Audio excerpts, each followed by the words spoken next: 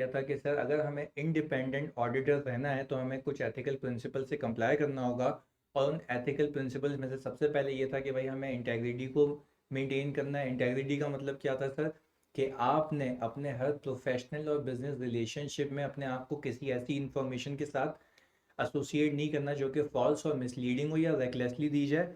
और आपने ऑनेस्टी से काम करना है और स्ट्रेट फॉरवर्ड रहना। फिर हमने कहा था कि भाई ऑब्जेक्टिविटी का भी आपके ऊपर एक प्रिंसिपल अप्लाई होता है कि आपने बायसनेस की वजह से और कॉन्फ्लिक्ट ऑफ इंटरेस्ट की वजह से अपनी जजमेंट को कॉम्प्रोमाइज़ नहीं करना। आपने प्रोफेशनली कॉम्पिटेंट रहना है, आपने नए लॉज एंड रेगुलेशन से अपने आप को अपडेटेड रखना है, आपने कॉन्फिडेंशियलिटी को मेंटेन करना है, आपने कॉन्फिडेंशियलिटी को विद इन द फर्म भी मेंटेन करना है, बाहर बैठे हुए तब भी मेंटेन करना है।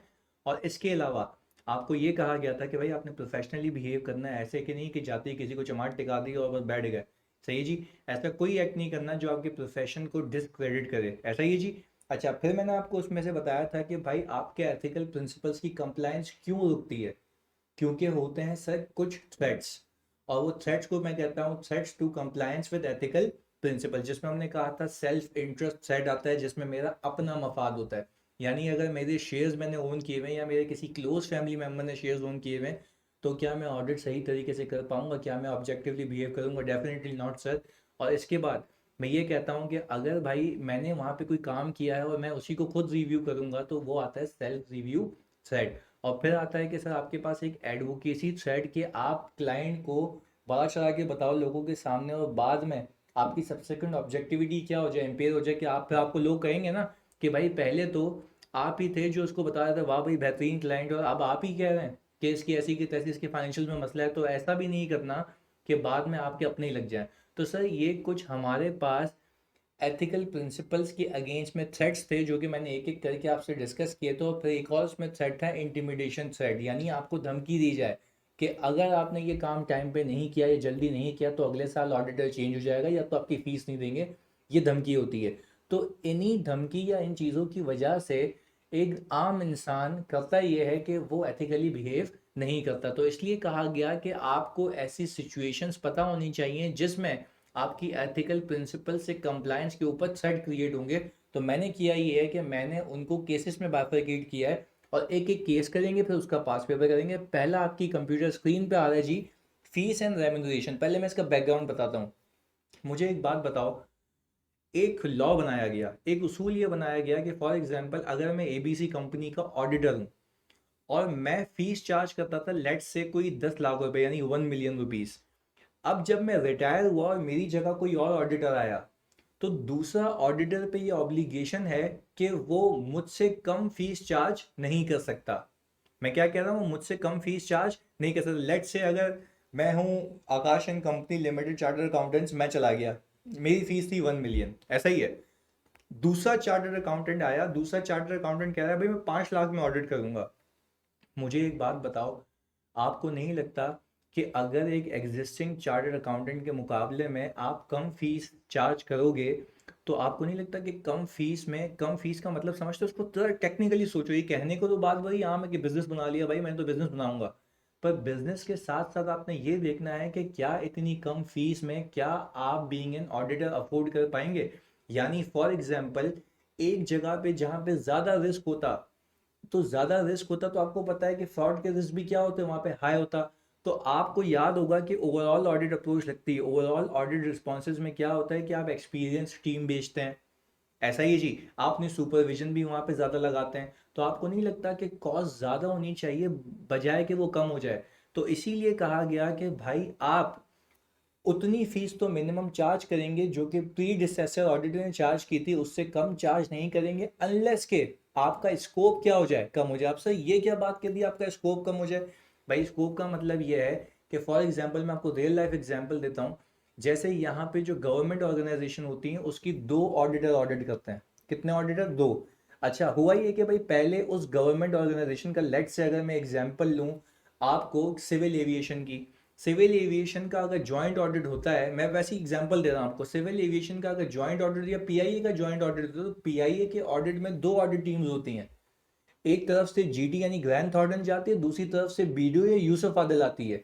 अब हुआ ये कि पहले होता था एक ही ऑडिट, यानी पीआईए का एक ही जो ऑडिट फर्म है वो ऑडिट कर रही थी। वो चार्ज कर रही थी लेट से कि 50 मिलियन या 5 million, what's so ever the cases, 5 million की फीस चार्ज कर रही थी।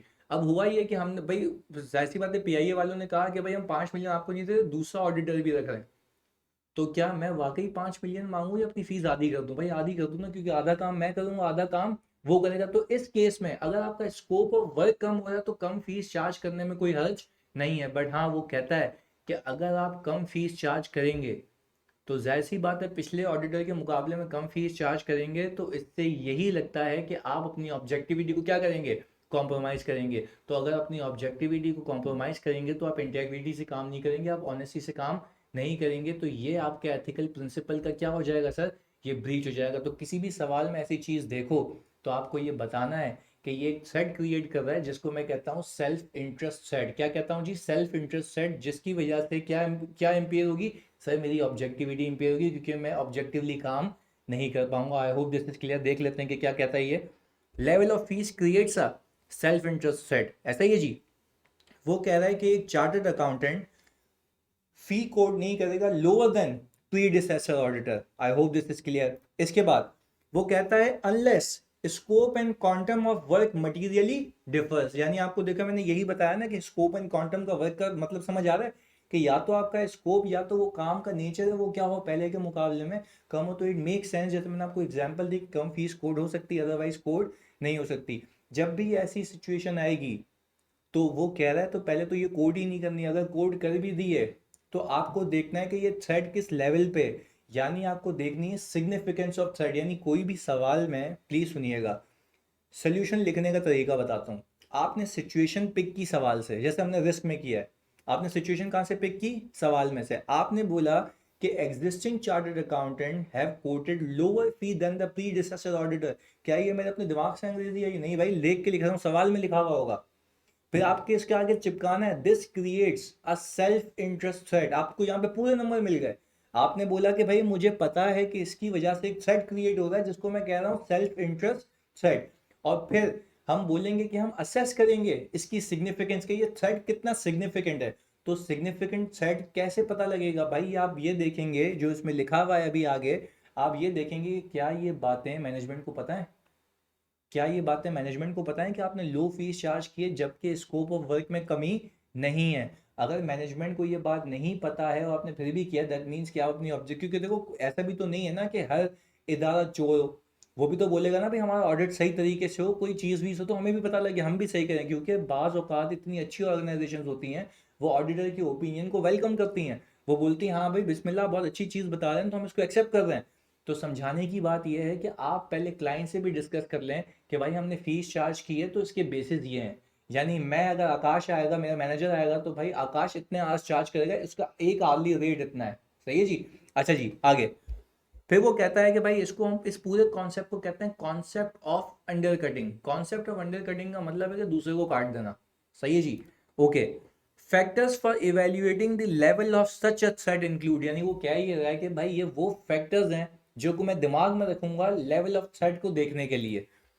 whether the client is aware of the terms of the engagement and the basis on which fees are charged and which professional services the quoted fee covers। यानी मैंने आपको ये बताया, या आपने FAR 2 के पेपर में ये देखा होगा, जब हम IS 1 करते हैं तो हम देखते हैं ना उसमें कि एनुअल ऑडिट फी होती है, रिव्यू की फीस होती है, सही है, कोड ऑफ कॉर्पोरेट गवर्नेंस की फीस होती है, यानी कौन कौन सी सर्विसेज के लिए कितनी कितनी फी चार्ज की है वो भी आप क्लियरली उसको बता दो, ताकि वो खुद भी अपने मुंह से बोल रहे भाई क्या कर रहा है इतनी कॉस्ट में, तो मतलब हमारा पेन भी काम नहीं करता हमारे पास, तुम कैसे कर रहे हो। बात समझ आ रही है। तो वो कह रहा है कि भाई अगर ये थ्रेड ज्यादा हुआ तो ज्यादा कब होगा, जब क्लाइंट को उसकी नॉलेज नहीं होगी। इसके बाद whether the level of fee is set by an independent third party such as a regulatory body। अगर देखो रेगुलेटर ने सेट की है तो वो तो फिर देख दाख के करेगा ना, वो कोई बिला वजह लेवल ऑफ फी सेट नहीं करेगा। तो अगर रेगुलेटर ने सेट नहीं किया तो जाहिर सी बात है, और आपने खुद अपने हिसाब से कम की है फीस और कोई इसमें स्कोप भी कम नहीं है, तो फिर थ्रेड का लेवल क्या होगा सर, सिग्निफिकेंट होगा, वो क्या होगा जी, ज़्यादा होगा। आगे देखिएगा, इसके लिए जब हम कहते हैं कि जब हमारे पास थ्रेट आ गया तो उसको कम करने के लिए हमारे पास कुछ सेफगार्ड्स हैं। सेफगार्ड ये है कि भाई अपनी लेवल ऑफ फीस को आप क्या करें, एडजस्ट कर दें। यानी हम आपको बोलेगा सजेशन दें, अगर ऑडिट करना चाहते हो तो आप क्या करें भाई, अपनी लेवल ऑफ फी को क्या करें, एडजस्ट करें। क्लाइंट से बोलें कि भाई इतने में काम नहीं हो सकता, हम अपनी फीस को क्या करेंगे, इंक्रीज कर देंगे, वरना हमारा क्वालिटी ऑफ वर्क, हमारी ऑब्जेक्टिविटी क्या हो जाएगी, कॉम्प्रोमाइज हो जाएगी। और फिर वो कहता है कि भाई अगर आपको ये भी डाउट है तो आप अपने काम को रिव्यू करने के लिए एक इंडिपेंडेंट रिव्यूअर अपॉइंट कर लें। मैंने आपको ये सिखाया ऑडिट में, क्वालिटी कंट्रोल में, कि क्वालिटी कंट्रोल पार्टनर को लगा दो। वो क्वालिटी कंट्रोल पार्टनर आपके काम को चेक करेगा, यानी आपके काम को चेक करेगा ना, जो आप काम करेंगे वो देखेगा क्या वो उसमें जजमेंट वगैरह सही यूज हुई हैं या नहीं हुई हैं। I hope this is clear.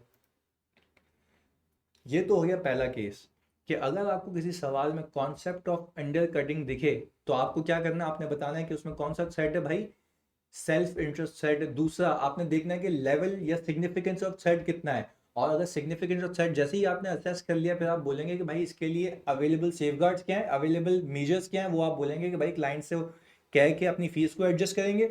अगर फीस एडजस्ट नहीं होती है तो अपनी ऑब्जेक्टिविटी कॉम्प्रोमाइज ना करो, इसलिए विद इन दी फर्म ही कोई और चार्टर्ड अकाउंटेंट अपॉइंट करो जो कि आपके काम का क्या करे, रिव्यू करे। ऐसा ही है जी। ओके, इसके बाद case 2, team member joining the client as an employ. जरा बात समझें, वो कह ये रहा है कि हमारा टीम मेंबर, यानी फॉर एग्जांपल अगर मेरे साथ मेरा दोस्त है, सही है, आदिल अंसारी साहब जो हमारे दोस्त हैं, सही है जी। आदिल ने किया ये कि आदिल बोल रहा है कि भाई आकाश अल्लाह हाफिज, अभी हम फर्म में नहीं रहेगा, अभी हम जा रहे हैं काउंटर पार्टी पे, क्लाइंट से मुझे ऑफर आ गई है, उसको मेरा काम पसंद आ गया था। मैंने कहा वो तो मुझे नहीं पता कि तू पसंद आया, तेरा काम पसंद आया, अब आ गया। मैं कहा चल यार गुड लक जानी, वेरी गुड यार, तू जा रहा है वहाँ पे, बहुत अच्छी बात है। अच्छा अब मुझे एक बात बताओ, ये एथिक्स में क्यों आया? देखो यही तो सोचने की चीज़ें हैं, यही तो चीज़ें हैं कि भाई केसेस तो अनगिनत है, बट तुम्हारे कोर्स का जितना पार्ट है मैं उतने कवर कर रहा हूँ, इवन 2-3 ज़्यादा भी कराऊंगा, हो सकता है पूछ ले। अच्छा भाई अब जरा दिमाग लगाते हैं, तुम भी सोचो जरा, मेरी बातों को समझो, तुम मुझे देख भी सकते हो ना यहाँ पे स्क्रीन पे, जरा सोचो कि इससे क्या थ्रेड आएगा। हाँ जी, क्या थ्रेड आएगा, सोचो। कि भाई एक 5 2 3 सेकंड लो ना दिमाग में, कि भाई सोचो क्या थ्रेड आएगा कि यहाँ का बंदा वहां जा रहा है, तुम बोलोगे यहाँ जा रहा है तो जा रहा है, जॉब कर रहा है ना, क्या मसला हो गया। आप सुनो मेरी बात, पहला थ्रेड आता है फैमिलियरिटी थ्रेड। फैमिलियरिटी थ्रेड का मतलब समझते हो, दोस्ती। भाई एक बंदा मेरे साथ मेरी आर्टिकल्स के शुरू से है, 6 साल मैंने उसके साथ इन्वेस्ट किए हैं, अगर मैं ही उसके पास जाऊंगा तो क्या दोस्ती यारी बीच में नहीं आएगी? वो बोलेगा यार दादा अभी अभी मेरी जॉब आई है, तू नहीं चाहता भाई के नंबर वन है। मैं बोलूँगा यार बात तो सही कह रहा तू, तेरी तो करियर का सवाल है। तो क्या आपको नहीं लगता कि फैमिलियरिटी थ्रेड की वजह से भी एक बहुत बड़ा फैक्टर क्रिएट होगा, जिसको मैं कहता हूँ कि मैं अपनी ऑब्जेक्टिविटी को इम्पेयर कर दूंगा दोस्ती यारी की वजह से। पहले बताओ ये बात क्लियर है? ओके आगे, फिर मैं कहता हूँ ज़रा और सोचें, ज़रा और सोचें कि और क्या थ्रेड हो सकती है। देखो फैमिलियरिटी थ्रेड आ गया, दूसरी चीज़, जो बंदा यहाँ से गया है वो यहाँ पे मैनेजर था, वहां जाके जब ये नक्के इसका ऑडिट करने जाएंगे बच्चे, तो ऐसा नहीं लगता आपको गुद्दी पे चमाट मार के भगाएगा? क्यों गुद्दी पे चमाट मार के भगाएगा? क्योंकि फॉर एग्जाम्पल अगर यहाँ पे वो मैनेजर था तो उसने 10 लोगों को काम सिखाया होगा। तो आपको नहीं लगता कि एक इंटिमिडेशन थ्रेड भी आ जाएगा कि वो धमकाएगा? और एक और चीज़, क्या आपको ये नहीं लगता, प्लीज़ समझिएगा, कि उसको ऑडिट की मेथडोलॉजीज पूरी पता होंगी कि किस तरीके से ये लोग ऑडिट करते हैं, तो वो अप्रोप्रिएटली सारी चीज़ें करेगा। उसको पता है कि सैम्पलिंग में क्या क्या करते हैं, मटीरियलिटी कितनी होती है, वो सारी चीज़ें अपने हिसाब से सेट करके रखेगा।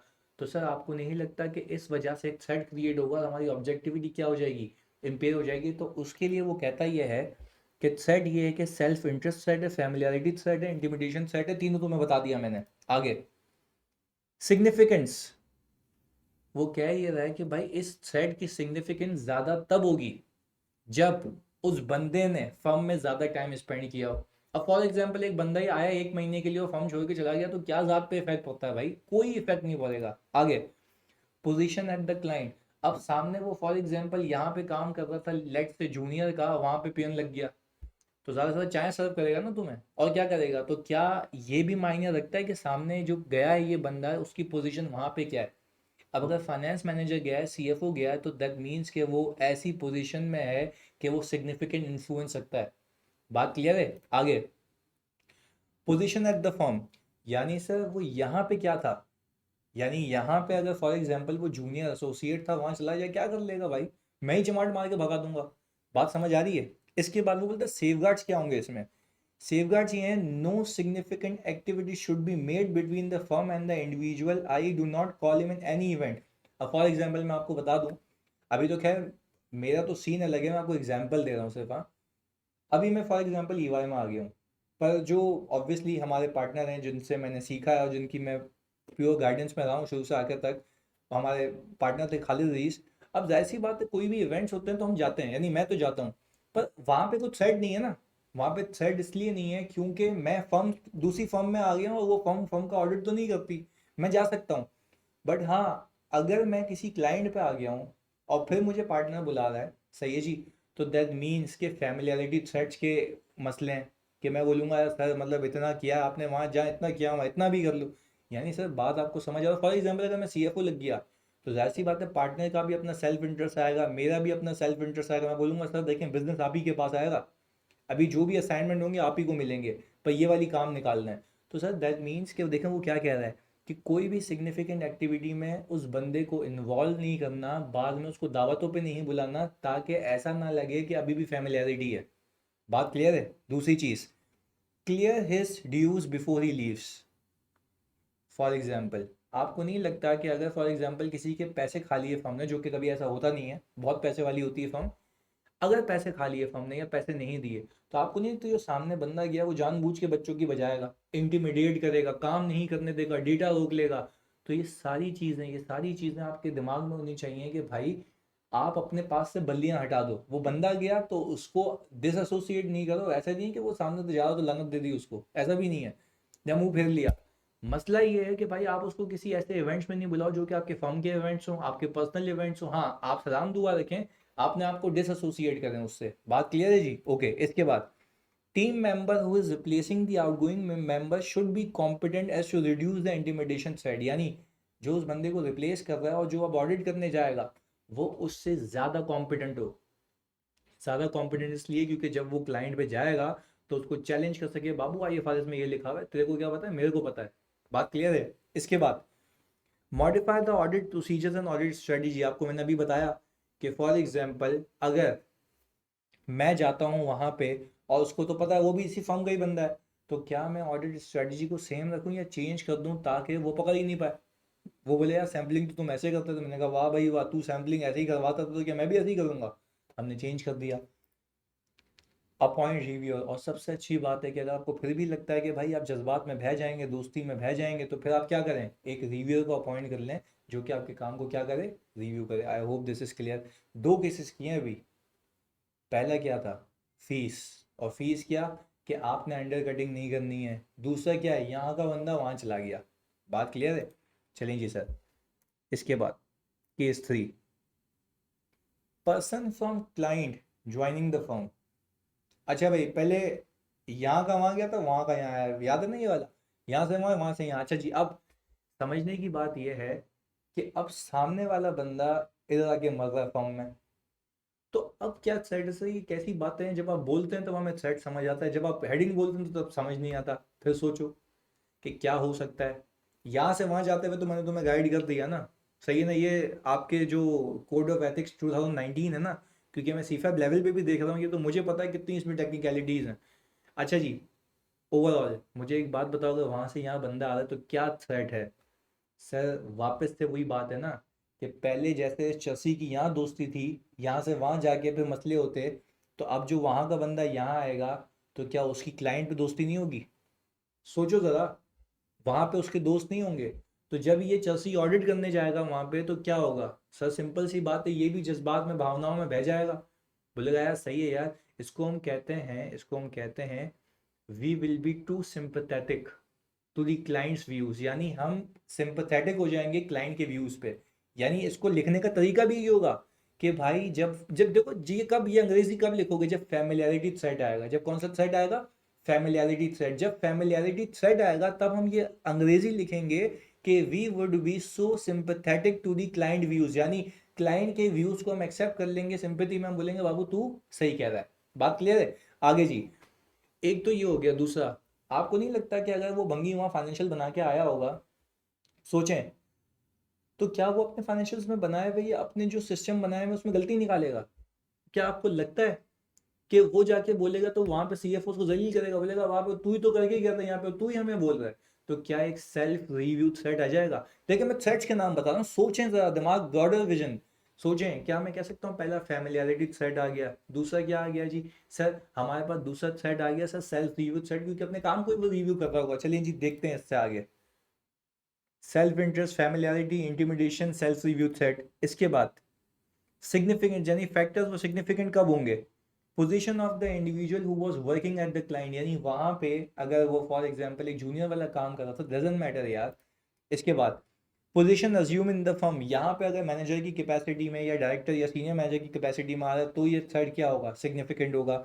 Thread would be created for decision made और work perform by the individual in the period. देखो थ्रेड्स किस कब क्रिएट होंगे, देखो क्या लिखा हुआ है यहाँ पे, threads would be created for decision made और work perform by the individual. बोल रहा है उस चीज के लिए थ्रेड क्रिएट होंगे कि जो बंदा वहां पे खुद काम करके आया उसको रिव्यू करेगा, तो ये थ्रेड ही है ना।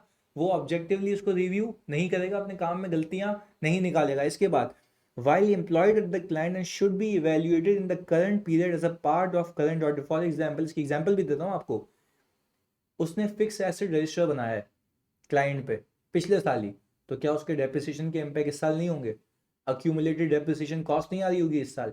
मुझे बताओ अगर वो नशे ही पहले ही गलती करके आया होगा तो क्या उसके कैरी फॉरवर्ड होंगे इम्पैक्ट? देखो वो यही कह रहा है कि while employed at the client should be evaluated in the current period as part of current audit engagement। यानी बोल ये रहा है कि काम पहले किया हो जिसके इम्पैक्ट्स अभी हो, जिसको वो इवेल्युएट खुद करेगा, जो कि पॉसिबल नहीं है वो इवेल्युएट उसको ऑब्जेक्टिविटीज के साथ नहीं करेगा। इसके बाद ड्यूरेशन सिंस ही लेफ्ट, वो बोलता है कि भाई सिग्निफिकेंस, इस थ्रेड की सिग्निफिकेंस यानी ये कितना बड़ा थ्रेड है, ये इस पे भी डिपेंड करता है कि उसको वो क्लाइंट छोड़े हुए कितना टाइम हो गया। लेट से 10 साल हो गया और 10 साल बाद पता नहीं चोरंगिया घूम घूम के हमारे पास आया और फिर ऑडिट करने जा रहा है, डजेंट मैटर यार।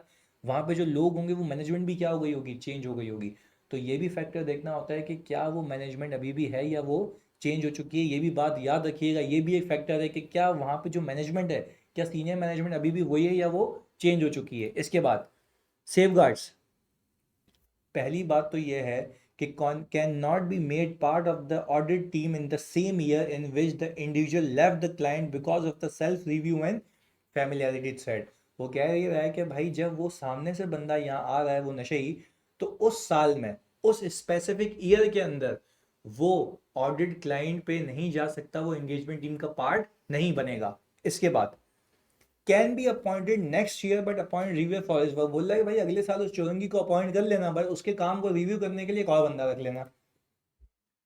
रीस्ट्रक्चर रिस्पॉन्सिबिलिटी, अगर फॉर एग्जाम्पल वो कोई नक्का था, सही है जी, तो अगर फॉर एग्जाम्पल उसने पीपी वहां पे काम किया था पीपी के ऊपर, तो उसको पीपी के अलावा कोई हेड दे देना, सेल्स वेरीफाई करने के लिए दे देना। इसके बाद if same year set created would be, देखो वो क्या क्या रहा है, अगर वो सेम ईयर में तुम उसको अपॉइंट करोगे ना, तो जो थ्रेड आएगा वो इतना सिग्निफिकेंट होगा कि वो किसी सेफगार्ड को लगा के उस थ्रेड को रिड्यूस नहीं कर पाएगा। तो वो यही कह रहा है। इसलिए देखो फॉर एग्जांपल अगर सामने से बंदा यहाँ आ रहा है, सही है जी, और वो बंदा मैनेजर कैपेसिटी में आ रहा है यहाँ पे, और वहां पे भी सिग्निफिकेंट पोजीशन पे था, तो वो कह रहा है कि भाई सेम ईयर में तो आप नहीं करोगे, क्योंकि थ्रेड जो क्रिएट होगा वो इतना सिग्निफिकेंट होगा कि कोई भी सेफगार्ड उसको अप्रोप्रिएट लेवल पे रिड्यूस नहीं कर पाएगा। बात क्लियर है जी? अच्छा जी आगे।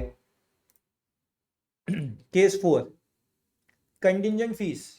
वाह भाई वाह, बिस्मिल्लाह। क्लाइंट आपको कह रहा है कि मैं आपको उतनी फीस दूंगा जितना आप टैक्स बचा के देंगे। अच्छा बात समझे मेरी बात को कहना क्या चाह रहा हूँ। क्लाइंट कह रहा है मैं आपको उतनी फीस दूंगा जितना आप टैक्स बचा के देंगे, मैं आपको उतनी फीस दूंगा जितना आप प्रॉफिट बढ़ाएंगे। तो आप तो ऑडिटर को ये कह रहे हैं कि भाई मतलब तू एक काम ये कर, तू तो समझ मेरा एम्प्लॉई है, तू जितना मेरा प्रॉफिट बढ़ाएगा उतना मैं तेरे को बोनस दूंगा।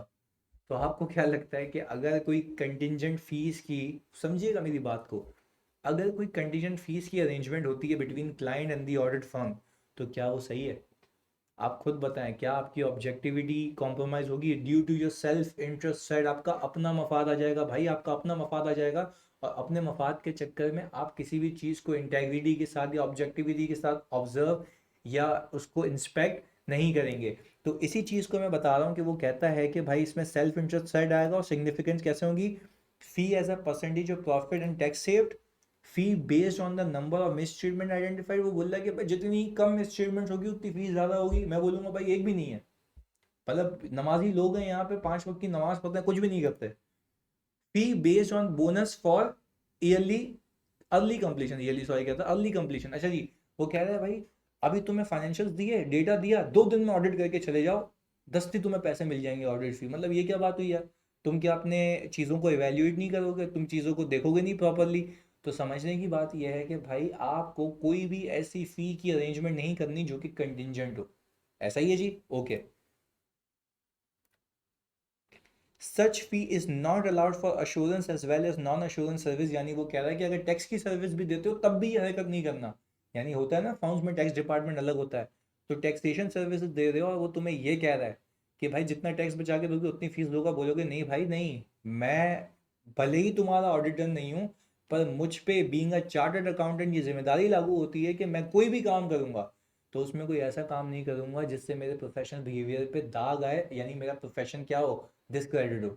याद आ रहा है वो प्रिंसिपल। इसके बाद only agreeable fee terms are, क्या होते हैं, लमसम फी यानी एक फी डिसाइड कर लो, या तो आर्ली बेसिस। आर्ली बेसिस का मतलब ये कि हम ये बोलते हैं कि भाई हम इतने आवर्स लगाएंगे इस एंगेजमेंट पे और पार्टनर का इतना रेट होगा, डायरेक्टर का, सीनियर मैनेजर का, मैनेजर का इतना रेट होगा, ये टोटल फीस है, ये एग्रीएबल है। सही है जी, तो ये बात याद रखिएगा। इसके बाद आगे जाने से पहले थोड़ा सा आपके दिमाग को हिलाएं और फिर झुलाएं और फिर वापस से बताएं कि भाई क्या क्या किया अब तक। पहले क्या किया था भाई, सर हमने फीस के रिलेटेड बात की थी कि आपकी जो है वो लो बॉलिंग नहीं होनी चाहिए और सर अंडर कटिंग नहीं होनी चाहिए, पहली चीज़ ये हो गई। दूसरा, यहाँ का बंदा वहाँ चला गया, वहाँ का बंदा यहाँ आ गया। सर वहाँ का बंदा या यहाँ का बंदा वहाँ के बाद फिर हमने अभी देखा कि हमारी कोई कंटिजेंट फीस की अरेंजमेंट नहीं होनी चाहिए। आगे देखते हैं, गिफ्ट्स एंड हॉस्पिटैलिटी ट्रीटमेंट। अच्छा ये सुनिएगा, हम क्लाइंट का ऑडिट करने गए एचबीएल, खैर मैं तो खुद एचबीएल में था ना, सुने, एचबीएल का ऑडिट करने गए, एचबीएल वाला फाइनेंस मैनेजर, वहाँ पे सीएफओ है, वो हमारे जो ऑडिट मैनेजर है उनको कह रहा, दादा मेरी बात सुनो, कंधे पे हाथ रखा, लिफ्ट में लेके गया, लिफ्ट में बाकी लोग भी थे, हम नीचे उतरे, तो नीचे उतरते उतरते पता लगा कि भाई सीएफओ कह रहा था दादा अभी पीएसएल है, वीआईपी इंक्लोजर की टिकट्स हैं तुम्हारी पूरी टीम के लिए, दस्ती ऑडिट खत्म करो।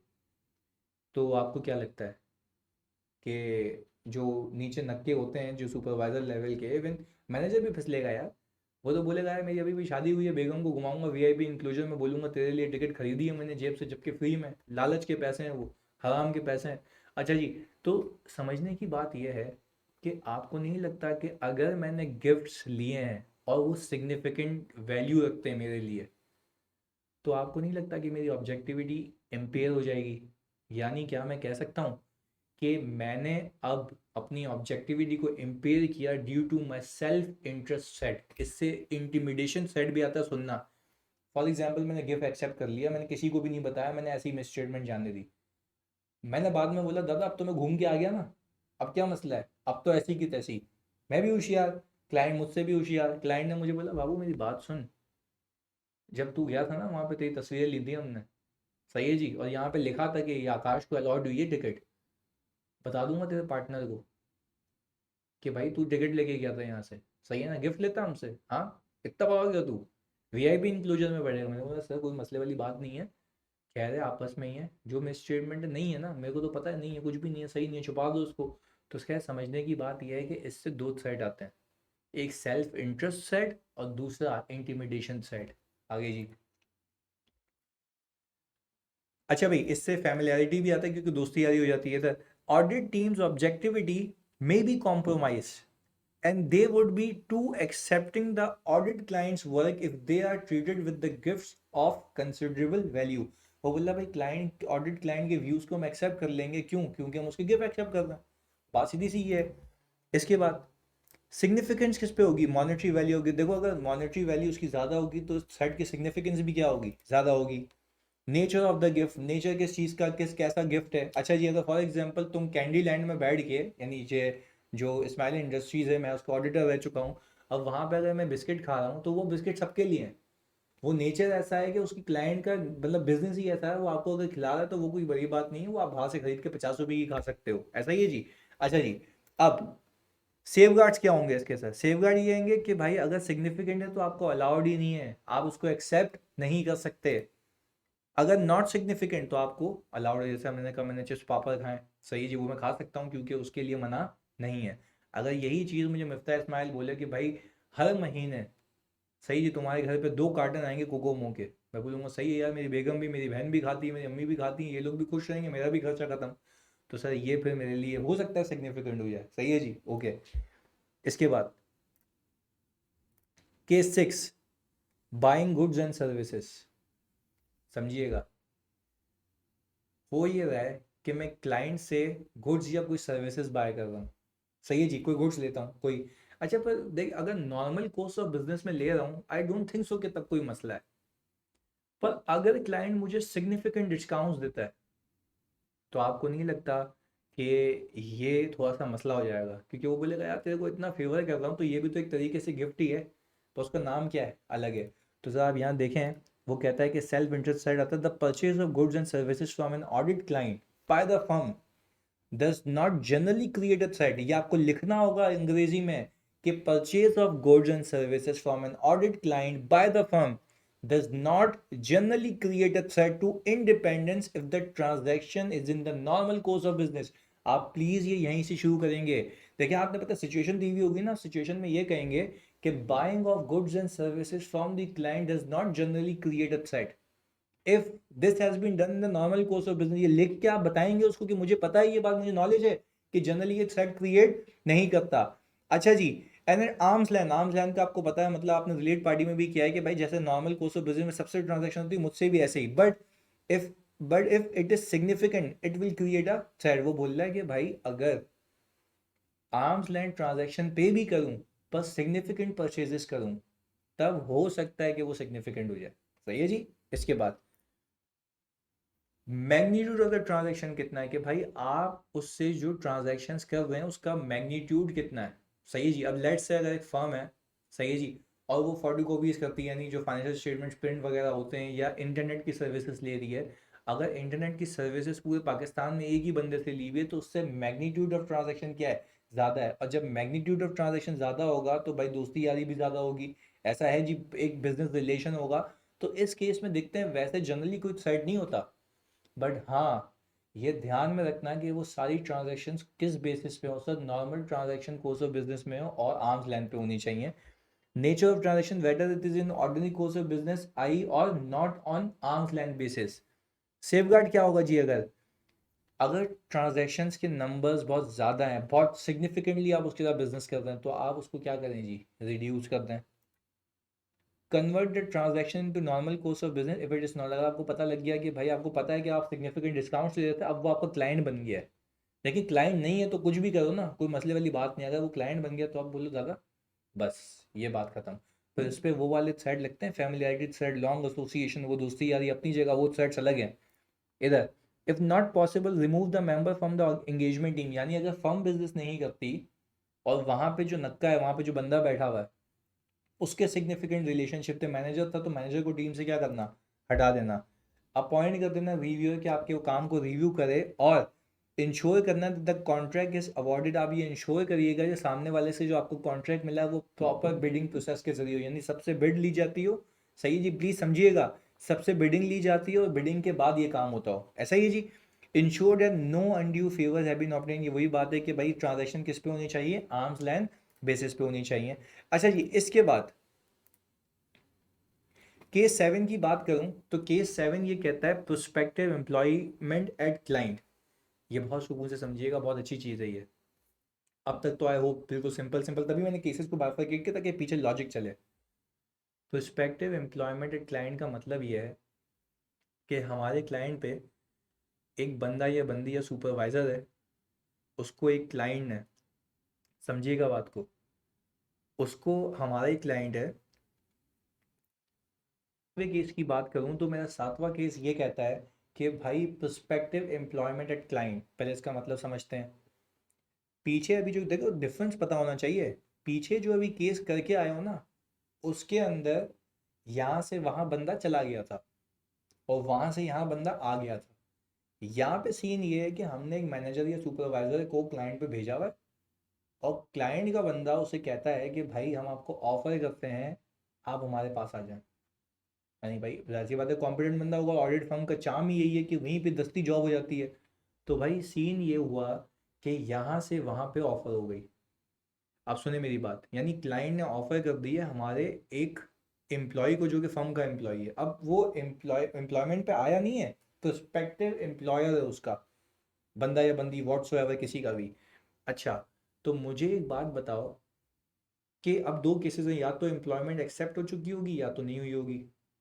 अगर एम्प्लॉयमेंट एक्सेप्ट नहीं हुई और अगर उस बंदा या बंदी को आपने अपनी ऑडिट एंगेजमेंट टीम में रखना है, तो ये इंश्योर कर लेना उसने मुंह पे मना कर दिया, रिजेक्शन की ईमेल कर दी हो। और हो सकता है ये भी टोपी ड्रामा, तो इसके अलावा आप रिव्यूअर भी अपॉइंट करेंगे। ये तो सोचने की बातें हैं सारी।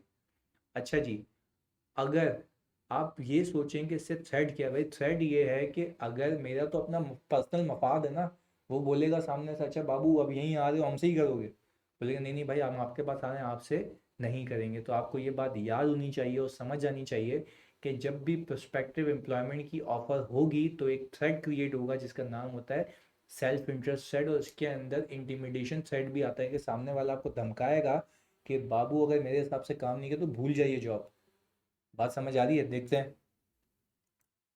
Self-interest, familiarity, intimidation threat. A self-interest threat will be created when a member of the audit team may join the audit client in near future, as her or his decision making and objectivity may be impaired due to the potential employment with the client। ये वो अंग्रेजियां लिख के दे रहा हूँ जो कि आपने सवाल में रिप्रोड्यूस करनी है। इसके बाद सिग्निफिकेंस किस पे डिपेंड करेगी? पोजीशन इन दी फर्म के अभी किस पोजीशन पे, पोजीशन क्लाइंट के वहाँ कौन सी पोजीशन पे जा रही है, department in which he might be employed. अगर फाइनेंस में जा रही है तो बाबू फिर तो सिग्निफिकेंस क्या होगी, ज़्यादा होगी।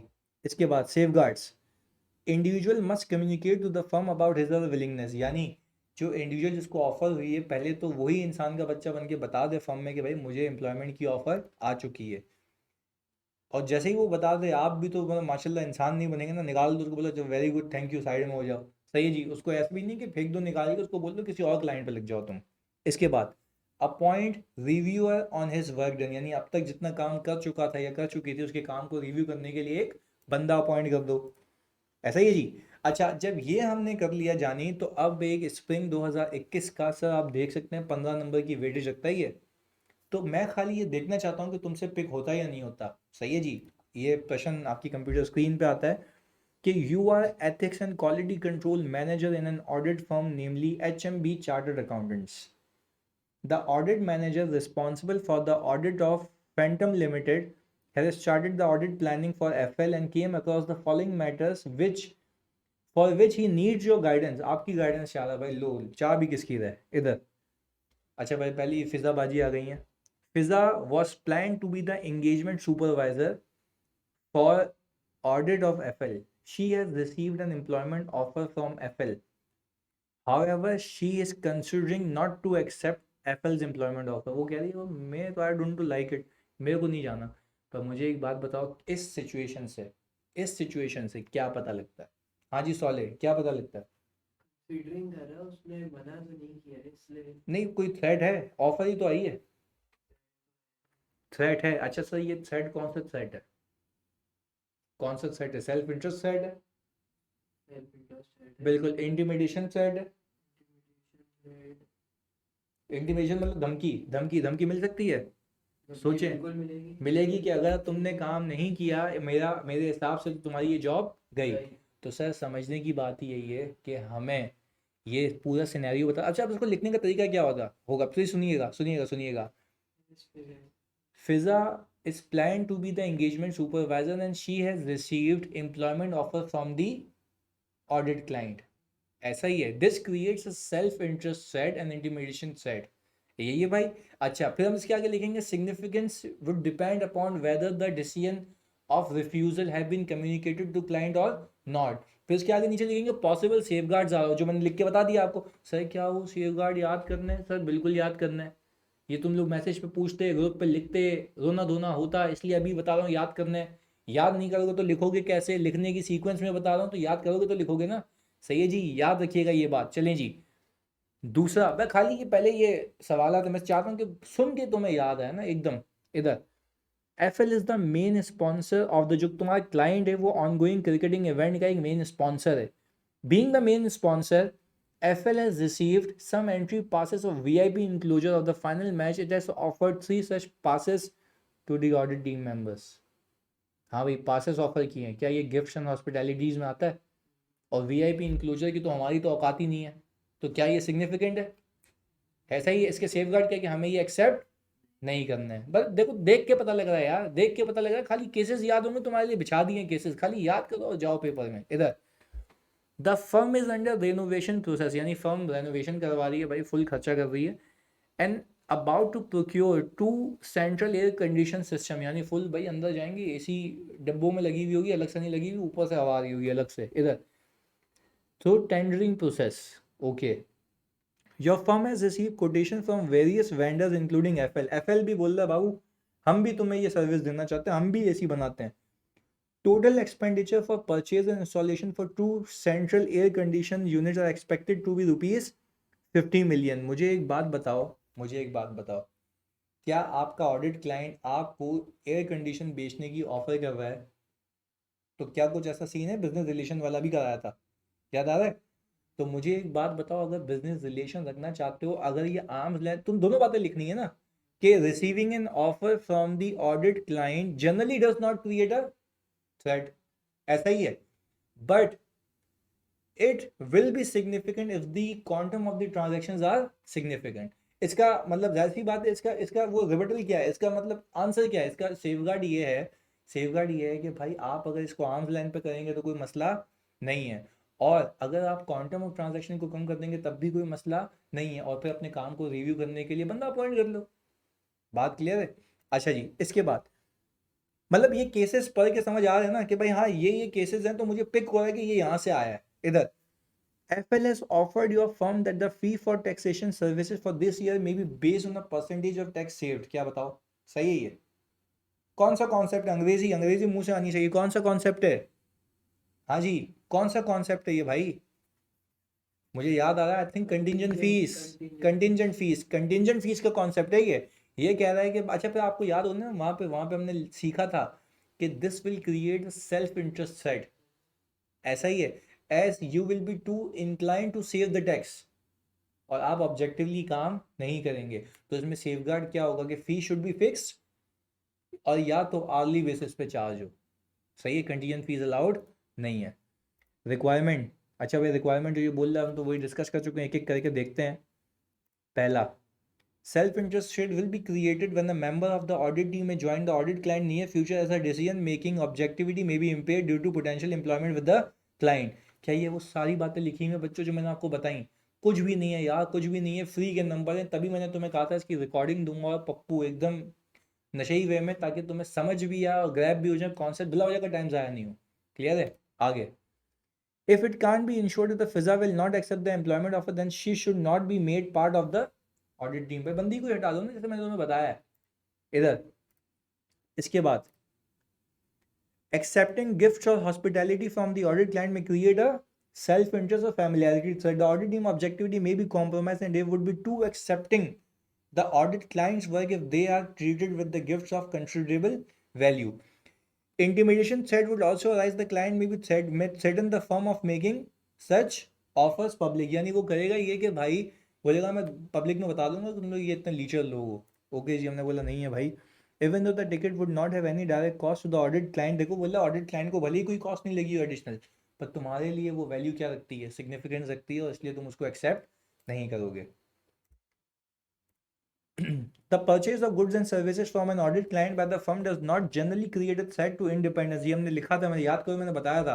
इसके बाद, in the normal course of business and at arm's length, since the expected transaction is of significant value, or self-interest side may be created. ऐसा ही है जी. Firm should ensure that no undue favors are accepted and the contract is awarded after a proper tendering process. यानी हम उसको contract award करेंगे तो वो proper tendering offer के बात करेंगे, यानी हम पूरे टेंडर देखेंगे, जिसकी लोएस्ट प्राइस होगी उसको कोट कर देंगे. ऐसा ही है जी. इसके बाद, agreeing to accept taxation work on the percentage of tax, they essentially accepting a contingent fee. This will create a self-interest set, as There will be pressure to gain the highest tax saving for the client and could tempt the audit firm to suggest inappropriate tax advice. यानी sir हम ऐसा बिल्कुल नहीं करेंगे क्योंकि ये हमारी integrity को क्या कर देगा, इम्पेयर कर देगा. ऐसा ही है जी.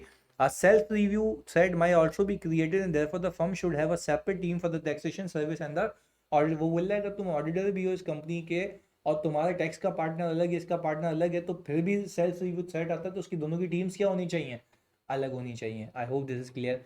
इसको यहीं तक रखते हैं. सही है जी. अगली क्लास में कुछ अगले केसेस कराऊंगा और फिर उस अगली केसेस के बाद उसके पास पेपर, ताकि आपके साथ साथ सब हो जाए. जज़ाकल्लाह.